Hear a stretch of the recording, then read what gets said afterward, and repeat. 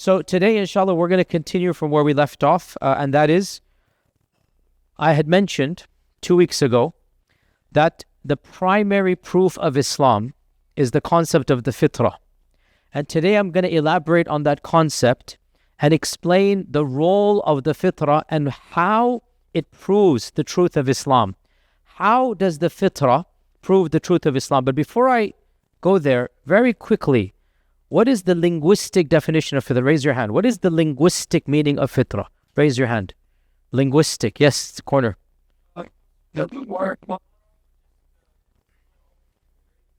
Okay, so it comes from the root fatara, which is to cleave open. Okay, so Fitrah then would mean something that is embedded, something that is deep inside. Okay, so that's the linguistic meaning of Fitrah.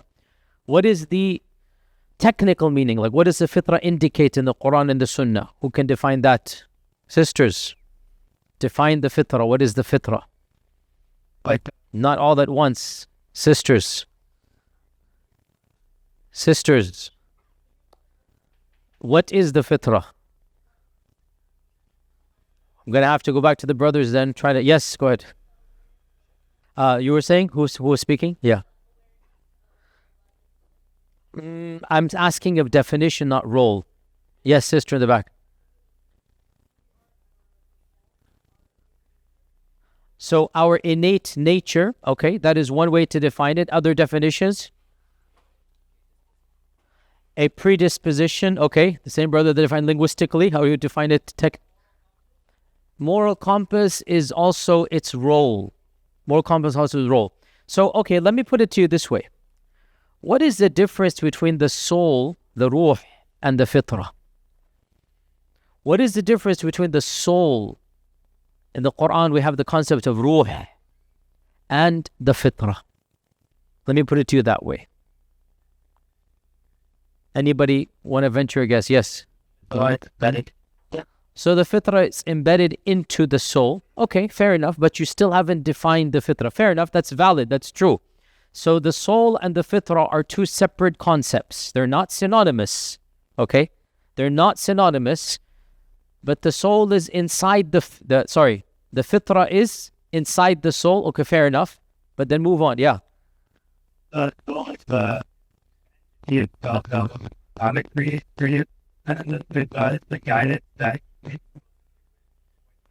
Jayed. So now we're getting better. This is more precise now. So I'm gonna add a few words here, but that's essentially correct. The soul is the life that Allah breathes into the lifeless corpse of ours, which makes it alive. The soul, the ruh, is what allows the corporeal body, the material body, to become a living entity. That is the soul. Without the soul, there is no life. And death is the best indication of the body without the soul. At the time of death, you have a body that is not alive. What is missing? 1 minute, the body was breathing and alive. The next minute, it's not. What has changed? The soul has exited the body. That is death. Okay, so the soul is what makes the body alive. Now, just like the body has a beating heart, and the body is more than the heart, so too the soul has the equivalent, and that is the fitrah. So the fitrah is the heartbeat of the soul. Or you can say, because here's where we don't know, it's mystery. It's ilm al-ghayb, because the soul itself is a part of ilm al-ghayb. Allah says in the Quran, they ask you about the soul. They ask you, what is the soul? Say to them, the soul is from the affairs of Allah, the command of Allah, the world of Allah. And that's so true. Can we prove the soul scientifically? Can we prove the soul scientifically? Yes or no? No. We cannot prove the soul scientifically. And yet everybody knows the soul exists. Even non-Muslim cultures, by and large, affirm the soul. Right? You can't even prove the existence of a soul in spite of all of our technological advancements, because the soul is from ilm al-ghayb. So a part of the soul, this is definitely beyond our knowledge and pay grade, is the fitrah. Now the fitrah then, You can say it's like the heart of the soul, or I also like to say, and again, all of this is like theories that we can't really prove.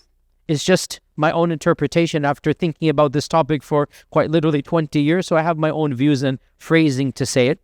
One way I would like to phrase it, and it's a theory, Allah knows ilm al-ghayb, this is ilm al-ghayb, Allah knows that reality. The fitrah is the intellect of the ruh. And I like that better than saying the fitrah is the qalb of the ruh. Why do I say this? Because, listen to this carefully, there are people who are alive physically, but mentally and spiritually they're not normal. They're on the abnormal scale. So they have a ruh, but they don't have cognitive function. What does that mean about their fitrah? Most likely they also don't have a fitrah. Do you understand what I'm talking about? Mentally challenged people, right? They're physically alive and also they're living bodies, but they're not mentally normal. So what does that mean about their intellect? It's not normal. What does that mean about their fitrah? Also most likely not normal. They're just not there fully. So the soul can be there without the brain of the soul, just like the body can be there without the brain functioning and the body is there. You guys following me, right? The default, your body has a qalb and a brain. Similarly, the default, the ruh, also has the fitrah embedded in it.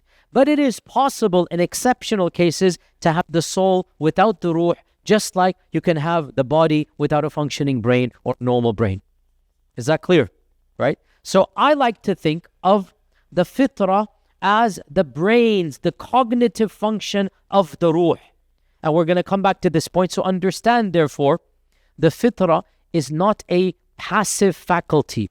The fitrah has an independent thought process other than the brain. So we have two mechanisms of thinking. We have the intellectual thought, and then we have an intuition. We have a gut instinct of right and wrong.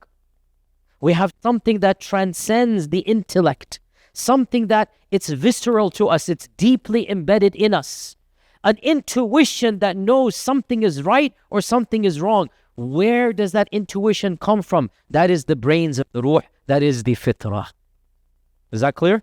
Right? So that's the definitions here. Okay, so some more facts about the fitrah. And this is stuff that is relatively difficult to find in books, the way that I'm presenting it, because this is research that I myself have done. Of course, I'm not saying it doesn't exist elsewhere, but the way that it's being collated and collected and being presented to you, generally speaking, I don't think you'd find it in this type of mechanism, because this is a topic that I myself did as a part of my PhD, and I'm still writing papers on it. FYI, I just had a paper proposal accepted to a book that's going to be coming out from Cambridge, and it's going to be about Ibn Taymiyyah's epistemological role of the fitrah. So I'm going to be elaborating even more in this regard. So this is like, inshallah, stuff that you might not find in this simple matter in other lectures or writings. So, some more information about the fitrah. We proved the fitrah exists via the Quran and Sunnah, correct? Everybody correct? Right? Yes? Okay. I'm not going to quiz you. You should all know. How many verses reference the fitrah? How many verses reference the fitrah?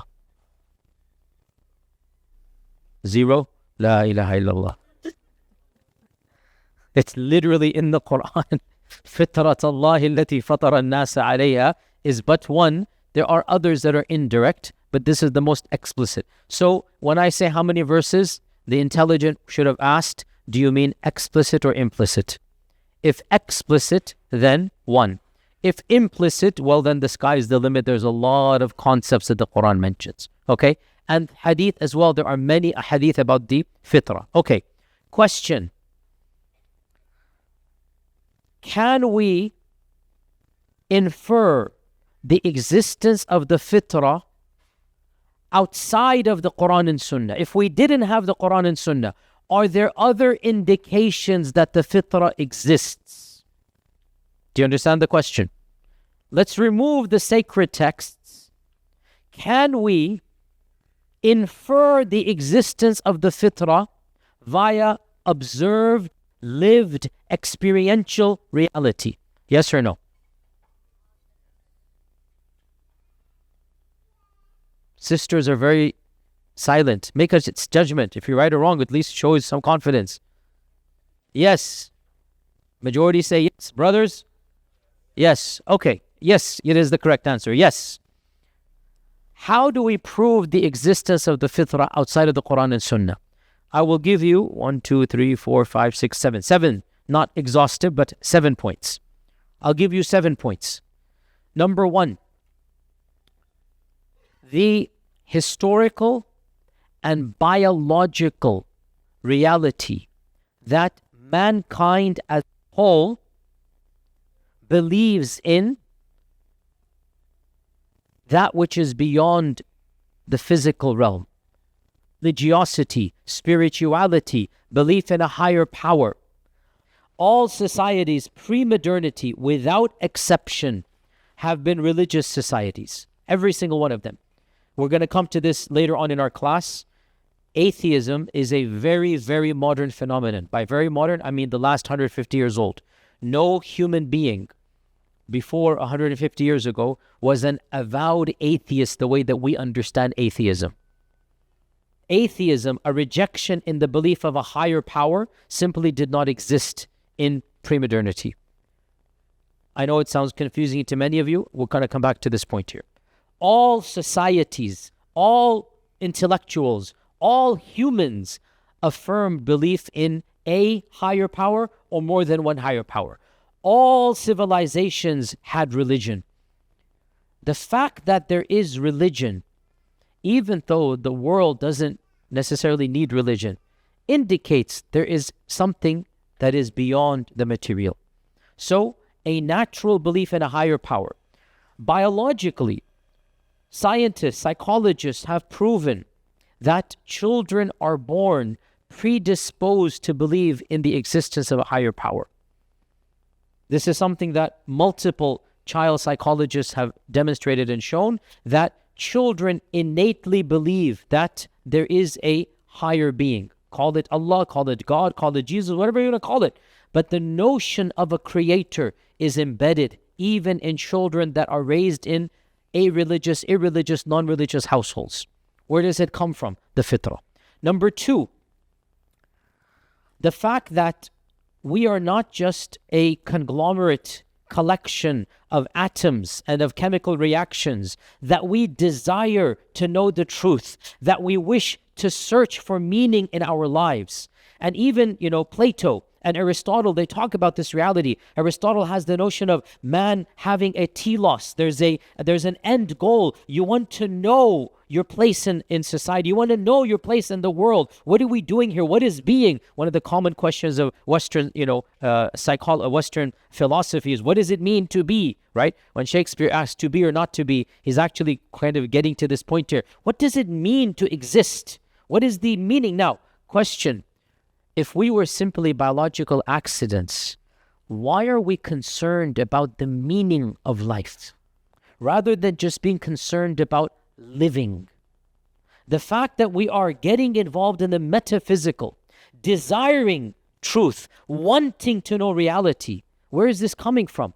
It is the fitrah's yearning to discover and be discovered. It is the fitrah's mind's curiosity, right? The soul's minds, I should say. The soul wants to discover, why is it here? And that is the yearning. Number 3, to live life beyond materialism. So number 2 is to search for higher meaning. And number 3, to accomplish in one's life more than just physical happiness. Once you reach a certain age, in fact, frankly, even teenagers, but I mean, it's understandable. Teenagers, maybe it's difficult for them to move beyond, when they're 14, 15, 16, they're just interested in, having fun and TikTok videos, whatever it might be. But the reality is, even at that stage, intelligent amongst them, and definitely when you become older, every human being without exception aspires to achieve something more than just mere banality of existence. Nobody just wants to live and eat and sleep and procreate and have fun, after a while, that becomes meaningless and boring. And you want to do something bigger. But if you were just a biological accident, why? So yearning not just for answers, but for actual nobility in existence, it is a manifestation of the fitrah. Number four, the soul's need to be nourished and sustained and paid attention. Ibn Taymiyyah writes, the nourishment of the soul is more important for human happiness than the nourishment of the body. That's very profound. The nourishment of the soul is more important for satisfaction in life than the nourishment of the body. Because even if the body is not fed, but the soul is fed, the soul will feel accomplished. Simple reality of Ramadan and fasting Ramadan. And when the body is fed, but the soul is not fed, then the soul does not have purpose and meaning in existence. So, the reality of the soul wanting to be nourished and sustained, number 4. Number 5, a manifestation of the existence of the fitrah,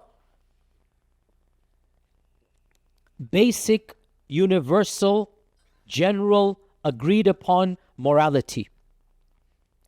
Why does mankind from east to west understand that elderly parents, once they cease to be of functional use to society, should not just be discarded and left at the side of the road?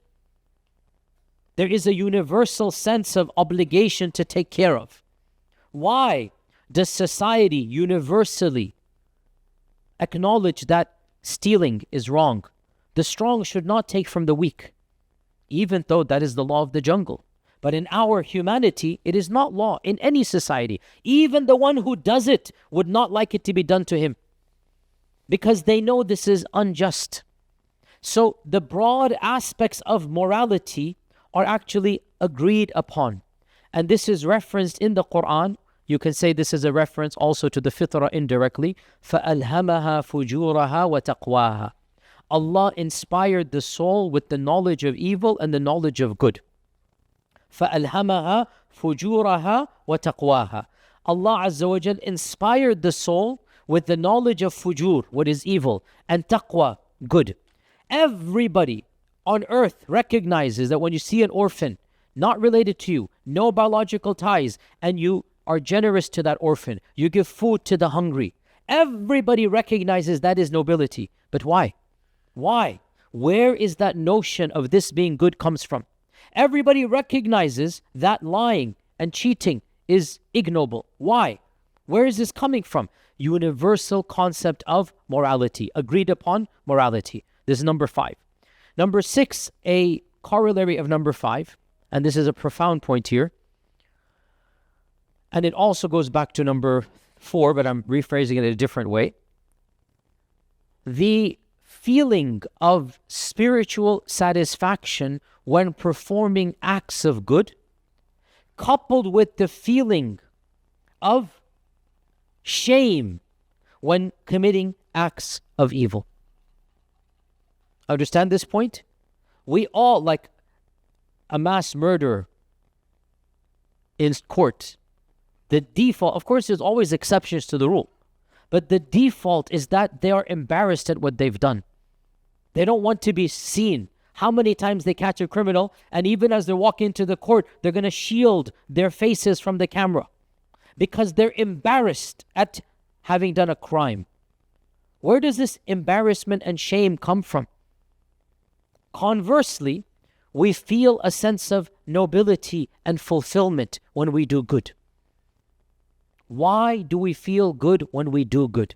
When we give charity, we feel a sense of accomplishment. Nobody has seen us. We're stopping at the traffic light. We see a hungry man, pull the window down, give them $5, go on. Nobody has seen us. For the rest of the day, there's a bit of happiness in our hearts. We've done something good. But why?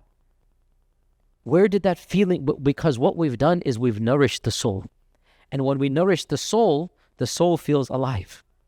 Just like when we have a meal, the body feels alive. When we nourish the soul feels alive. And one can say this is in the Quran, an-nafs al-mutma'inna versus an-nafs al-lawwama. Okay, an-nafs al-mutma'inna versus an-nafs al-lawwama. So the concept, therefore, of the soul, you can also add here, the final point, you can similar to this, is the notion of what we call in English conscience. Conscience, having a conscience, which is something doesn't make sense if we're just a bunch of random atoms put together. So, to summarize, therefore, the existence of the fitrah is manifested in multiple levels. And it can be demonstrated that man is more than just the collection of atoms and particles. There's something about man that makes man different than animal. And it cannot be explained scientifically or biologically.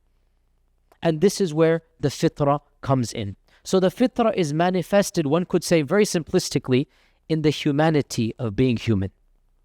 It's what it means to be human. Because the animals don't have fitrah the way we have fitrah. The animals don't have, this is a human concept that Allah has given unto us. So, we've answered therefore the question that can the fitrah be proven to exist beyond the Quran and Sunnah? And the answer is yes, and I explained how. We now move on to the next question, and that is, okay, so the fitrah is the brains of the soul, as I said, and you have the intellectual brains of the body. So now let's get to the next question. What information does the fitrah convey that is separate and distinct from the brains of the body? And what does the brain convey that is separate and distinct from the fitrah?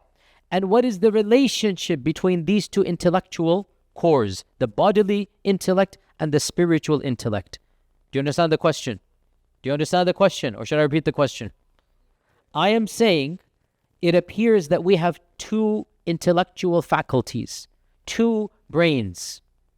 I don't like using the term brains, but I'm being a bit simplistic here. Okay? Two faculties of tadabbur. Two faculties of cognition, let's put it that way. Okay? The one of them is spiritual and the other is physical. Clear? Guys, why is there no ta'awun? Have you had heavy biryani now? What's going on here? Huh? It's all clear. Okay. So, my question to you then, what does the fitrah convey to us in terms of knowledge that we don't need the brain for? The physical brain. And what does the brain convey that the fitrah could not convey? And is there ever a clash? And is there ever an overlap? This is the question. It's a very difficult question. And the problem is we have to glean the answers because we don't have explicit, detailed expositions in this regard. We have to kind of sort of figure it out with the generalities that we have. So, again, for the sake of time, I'm just going to summarize for you the research I've done. I would say the fitrah conveys, at the very least, 6 distinct areas of knowledge that are deeply embedded in the psyche of man and do not need complex rational proofs to prove. The fitrah conveys at least six areas of knowledge. I'm not saying 6 facts, that's a bit too simple. 6 areas of knowledge. The first of them, transcendental meaning. Don't get confused with the words. This goes back to what I'm talking about 5 minutes ago. The yearning for a higher purpose. That curiosity comes from the fitrah, not the brain. You want to know the truth. You want to discover, what am I doing here? And that is primarily the fitrah's curiosity. The brain will follow, but it starts from the fitrah. So, transcendental meaning, a higher level of spirituality, a yearning for a noble cause. You're searching for the truth. That curiosity is coming from the fitrah. Number 2, the fitrah will give us, without the need for deep contemplation, the fact that there is a higher power that created us. The existence of God is deeply embedded in the human psyche and does not need complex proofs. This is a fundamental aspect of theology according to one school of Islam, and that is the Taymiyyan school, Ibn Taymiyyah. Other schools would not phrase it in this manner, but I am coming to you from the Taymiyyan paradigm overall in this regard, and I am a strong advocate of this. You don't need complicated proofs to prove Allah's existence when the Fitrah has already given you His existence on a silver platter. Your soul, your psyche, your intellectual brains of the Ruh automatically gives you this fact. And your brains of the body does not need to function at a high level to know this fact. It could function, it's not gonna, but it doesn't need to. Because intuitively, as Ibn Taymiyyah says, how do you require proofs for a creator when everything around you is a proof of the creator? And in fact, your attempt to find proof is itself a proof. Your curiosity, your brain, your intellect is itself a proof. So how do you want me to find a proof when everything around you is a proof and your curiosity is a proof and the brains you're using to find it is a proof? Where do I need to go outside to find when the proof is all around me and inside of me?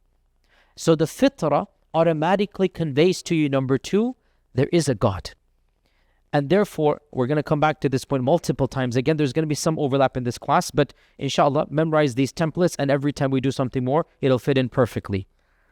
I am not of those who believe that one needs to go down the road of philosophical proofs for the existence of God with atheists. I don't believe this. And I believe that this attempt will always fail. Hardly any philosopher has converted to religion because of these complex proofs. Hardly any philosopher has converted to any religion based upon a detailed discussion of the proofs of the existence of God by some theologian, whether they're Muslim, whether they're Christian, whether they're Jew. It just, back and forth, back and forth, back and forth. Because the problem is not intellectual, the problem is spiritual. Rejecting God is not an intellectual problem, it is theological, spiritual arrogance. Rejecting God doesn't stem that the brain doesn't add up. Rejecting God is that you covered the brain of the Ruh, which is covering the Fitrah, which is exactly what kufr or the kafir means. Kufr is the covering up. Okay? So, the second point, the Fitrah teaches us the existence of God. The third point, the Fitrah teaches us not only the existence of God, but that God is one. So the Fitrah automatically tells us there must be one supreme being. And that is why every single religion in all of human history at some level is monotheistic. No religion is fully polytheistic. Some religions are partially polytheistic. No religion is fully polytheistic. Even Hinduism believes in one ultimate God, and then a triune of three very powerful gods, and then a plethora of many millions of demigods. At some level, every religion believes in one ultimate God. The Fitrah cannot affirm multiple, co-equal, co-powerful pantheon of gods. The ancient Greeks, they had their Zeus. The ancient Romans, they had their Jupiter. And everybody comes under Zeus, under Jupiter. The Jahili Arabs, they believed in Allah. And then under, they had Allat and Al-Uzza and Manat, not equal to Allah. Min dunillah, the Quran always says, right? وَاتَّخَذُوا مِن دُونِ اللَّهِ آلِهَةً. They took gods under Allah, not along with Allah.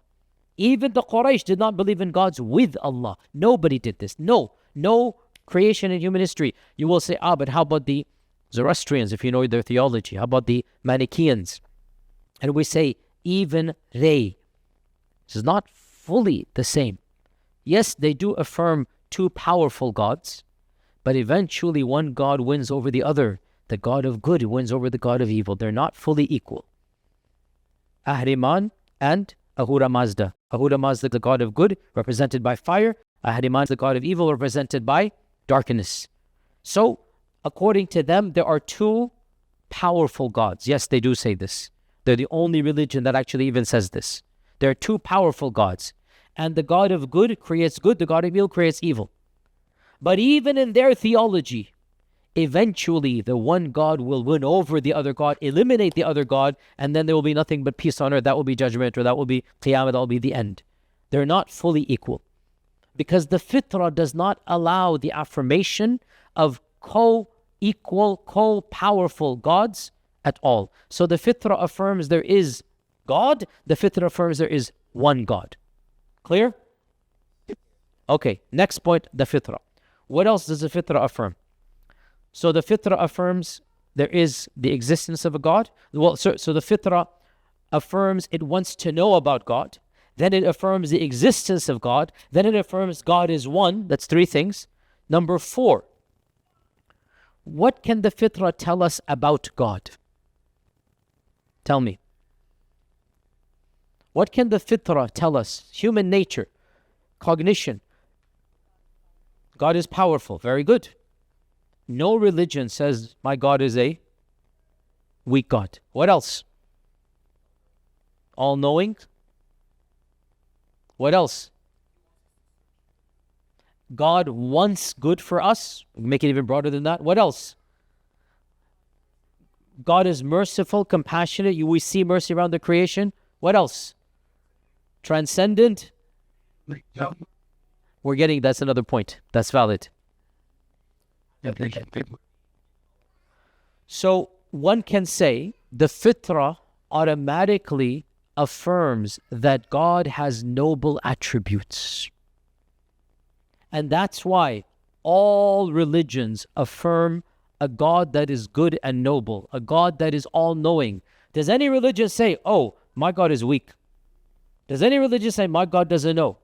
All religions affirm a God that has attributes of perfection. True, if you have a pantheon of gods, sometimes some of the gods have negative attributes, but the ultimate God always has all the positive attributes. The fitrah affirms this. So the fitrah affirms that God has divine attributes that are praiseworthy. That is number 4. Number 5 is what our brother said, and that is the fitrah wants a connection with this God. The fitrah yearns for some type of connection. And that connection is established via rituals, via worship, via servitude, by praising God, by submitting to God. Allah says in the Quran, for every nation we have appointed rituals so that they may mention the name of Allah. This is in the Quran. لِكُلِّ أُمَّةٍ جَعَلْنَا مَنْسَكًا لِيَذْكُرُوا اسْمَ اللَّهِ. For every nation, we have appointed rituals. So there are mansak, there are rituals for every single civilization. No civilization has ever had no rituals. And in fact, if you go back on earth, the oldest, human remains and whatnot, you typically find temples, you typically find altars, you typically find rituals they would do. Why are they doing rituals? Because the fitrah yearns for that connection. And finding comfort in worshiping God is something that stems from the fitrah. So this is point number 5. Whoever that God is, even if it's a false God, worshipping a false God will bring you more comfort than not worshipping any God. Worshipping a false God with false rituals is feeding the fitrah something, which is better than not feeding the fitrah at all. It's like, for lack of a better term, feeding somebody just cake and candy and sweets. Very unhealthy. Imagine that's all they ate. Very unhealthy, but it is better than starving to death. So a fitrah that is worshipping incorrectly is infinitely better than a fitrah that is not worshipping at all. Okay, so this is point number 5. And then point number 6, again, we go back to what I said a few minutes ago, of the knowledge that the fitrah conveys is a knowledge of basic morality. I already mentioned this in 10 minutes ago. Fitrah tells us that certain things are good and certain things are not good. Sorry to be explicit here, but you're all adults here. We see this constantly in the current climate we find ourselves when it comes to the areas of fahisha, of public fahisha and nudity, of the reality of the porn industry and whatnot. All the time, this reality of the fitrah, knowing something to be wrong, you can't even explain why, but you know it is wrong. The phenomenon of, the porn culture, of OnlyFans, of all of this and that, people are embarrassed and ashamed to admit this. And when they're challenged in public, some of these people that are performers, even if they try to justify it, the rhetoric back and forth, and I've seen a bit of this dialogue online and whatnot, would your father be proud? What are you going to tell your children, etc., etc. And these people that are performers, that are earning a lot of money, they pretend they like it. Deep down inside, sometimes they walk off the set, sometimes they cry, and you can tell they're very embarrassed or nervous in this regard. And almost every single one of these performers that has been honest has eventually come back and said, I made the biggest mistake, we shouldn't have done this. But why? The fitrah. The fitrah is telling them this is not right, it's not noble, it's not healthy, it's not good. Even if their tongue attempts to justify, even if their minds can find mathematical arguments for capitalism and whatnot, the fitrah tells them this is disgusting and immoral. And that knowledge is embedded in the psyche. You can't really prove it intellectually that easily. Supply and demand capitalism, you would be able to justify anything.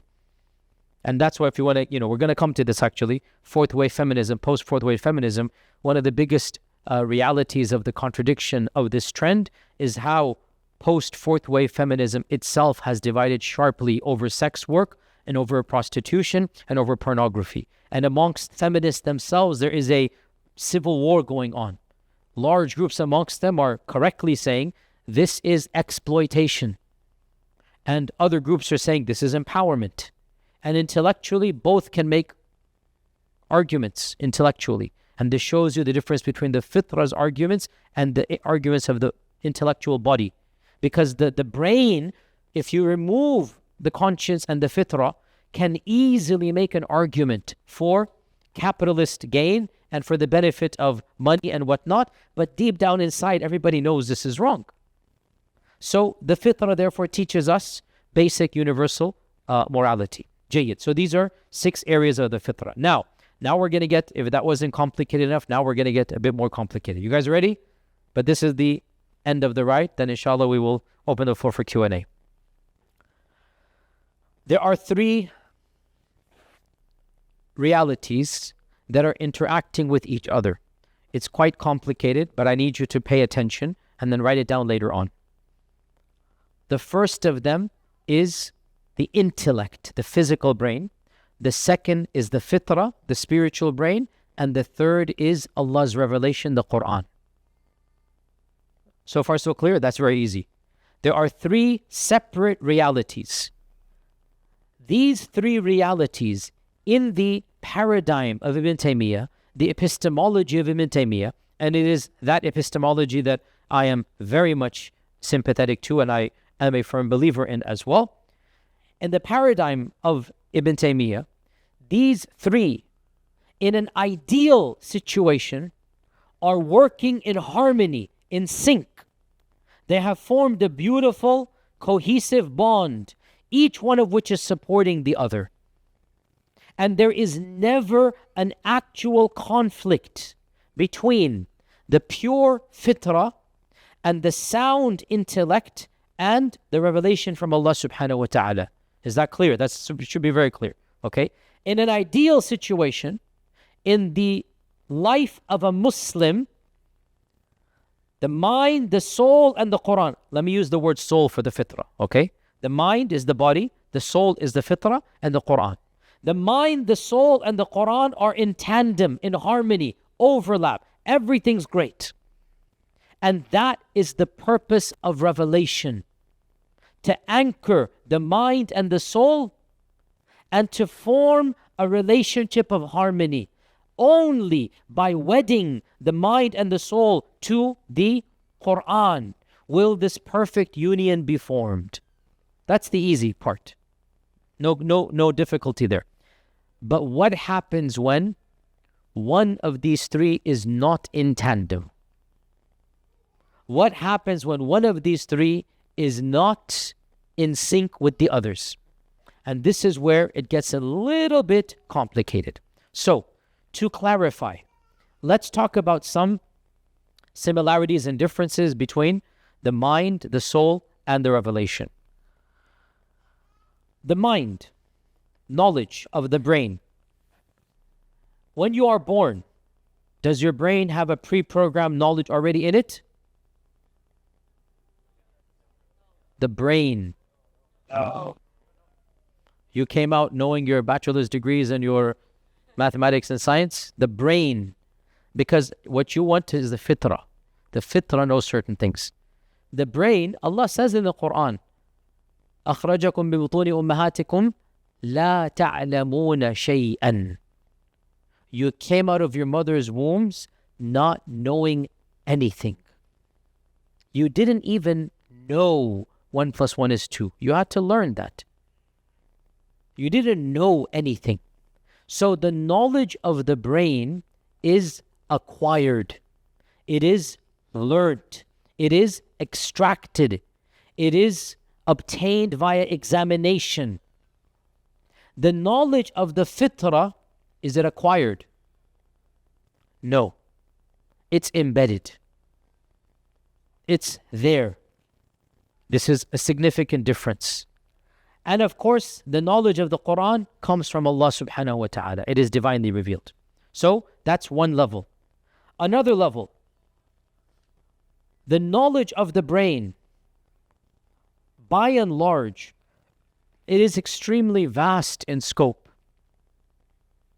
Once it starts to acquire knowledge, once it wants to learn something, it thinks it can go everywhere, even though, of course, in the real knowledge, it cannot go everywhere. In other words, the brain does not have limits on itself.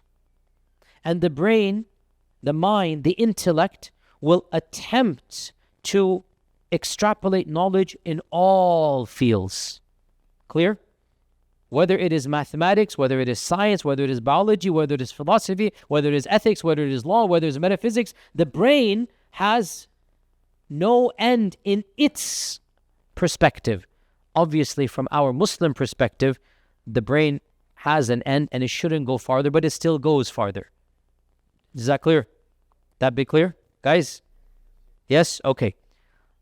The fitrah, is its knowledge infinite?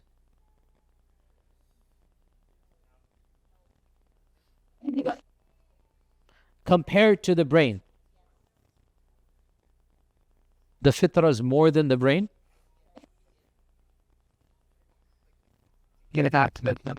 In terms of the quantity of knowledge it has, much less. In terms of the quantity of knowledge, the fitrah is much less. The fitrah does not know as much as the brain can acquire. Not when the child is born, but I'm saying the acquired knowledge. The fitrah is a small amount of knowledge, right? And in terms of the Quran, how about its knowledge? Its knowledge is a specific scope. Theology, ilm al-ghayb, rituals, specific scope. Okay. In terms of the certainty of knowledge, how certain is the knowledge of the fitrah?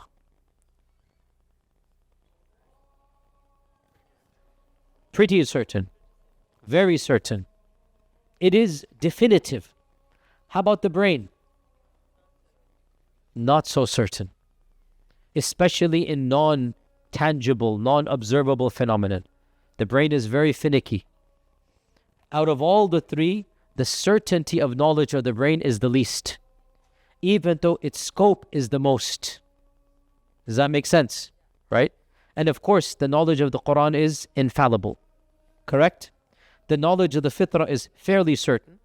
the knowledge of the Quran is 100% yaqini, the knowledge of the brain is very finicky. So far so clear, right? Okay, given all of these parameters, now put all of the three together, and that will be the conclusion. Inshallah, we'll continue next week on the Fitrah and then other things as well with regards to the Fitrah. According to Ibn Taymiyyah, a pure Fitrah will sense the truth and beauty of the Quran, of the revelation from Allah. And the Fitrah will be attracted to the revelation like magnets attract. The Fitrah will recognize the truth. Ibn Taymiyyah has this analogy. Like the eye recognizes light. When the light shines, the eye knows this is light. So the Fitrah will recognize the truth of the Quran, the truth of Islam. There will be an attraction.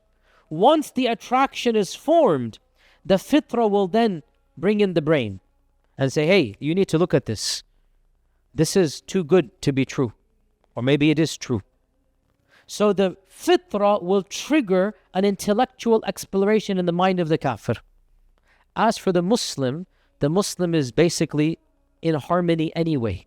That's why, go back to my lecture 2 weeks ago, the Muslim is not required to exit Islam, examine Islam, then re-enter Islam. No, because all three are already in harmony. All three are in synthesis. All three are in a symbiotic relationship. So there's no need to exit because peace is achieved intrinsically. But according to Ibn Taymiyyah, and again, we would agree with this, even anecdotally, look at the converts, talk to their story, look at their stories, listen to their stories. Something about Islam appeals to them. And every convert has something different that appeals to that convert. Every single convert. Because what appeals to them is simply the trigger. Deep down inside, they don't even know it. It's not the one aspect that appealed to them. It is that their pure hearts are attracted to the purity of the Quran. It is that their fitrah recognizes the truth of Islam. And there's always a catalyst, and that's their conversion story. But that's just a catalyst. The actual chemical reaction, which maybe even the convert doesn't even recognize, is that the purity of the soul finds the purity of the Quran to be completely compatible. And so there's the bridge that develops, and then that soul brings in the brain. Hey, look at this. And if the soul is pure enough, then the brain will submit to the Quran. If the soul is pure enough, the brain will say, yes, this is true, and submit. Now, Ibn Taymiyyah argues, this is a very key point. Write it down for the 10% that are actually writing the other 90%. Anyway, let's talk about that later on. Okay. That's why you can't answer the questions I ask you. The brain will submit to the truth of the Quran when the fitrah is pure. And the brain will recognize as well after the fitrah has recognized, because the real submission is the submission of the soul. Once the soul submits, the brain will follow. And Ibn Taymiyyah says, once the brain submits, knowing the Quran to be true, after that, it should not challenge a specific issue of the Quran, because it knows the Quran is from Allah. And we're going to come back to this point. The brain's function is to validate the fitrah's intuition in a broad sense. Is the Quran from Allah? Is the Prophet ﷺ a prophet? And the brain will generically say, without a doubt, the Quran is from Allah. Generically, holistically, the Quran is from Allah. How else could this book be produced? The Prophet ﷺ is a prophet. There is no other explanation. Once the brain acknowledges and the fitrah knows, after this, there is complete submission to the Quran. Then, when a particular fact comes that the brain does not fully understand, at this stage, the brain does not have the right to reject a minutiae now that it has accepted the holistic truth of Islam. And the brain will have to say, Allahu A'lam, and I don't know. And that is in line with intelligence. The brain should recognize its own limits. We're going to come back to this point over and over again because there are many unanswered questions that I don't have answers to. Evolution is a simple example. I don't have a solid answer to it right now. I don't. I hope one day one of you guys do. I don't have an answer to it, but I'm still a Muslim. Why am I a Muslim? Because I recognize the Quran to be from Allah and the Prophet to be a prophet. The fact that I cannot answer one question, I humble my mind and I say, one day we'll know. But my soul is certain. So, finishing off here. So, the pure Fitra is attracted to the Quran and then brings in the intellect. Jayyid. What if the Fitra is not pure? What if the Fitra has been corrupted? Pause here. What corrupts the Fitra? The Fitra is corrupted by being exposed to false theologies and by willingly and knowingly feeding the soul immoralities to the point of it numbing the correct sensation. So, for example, a drug addict, if you give them pure food, they might not even want it anymore because they've corrupted their taste buds, if you like. Maybe a worldly example here, right?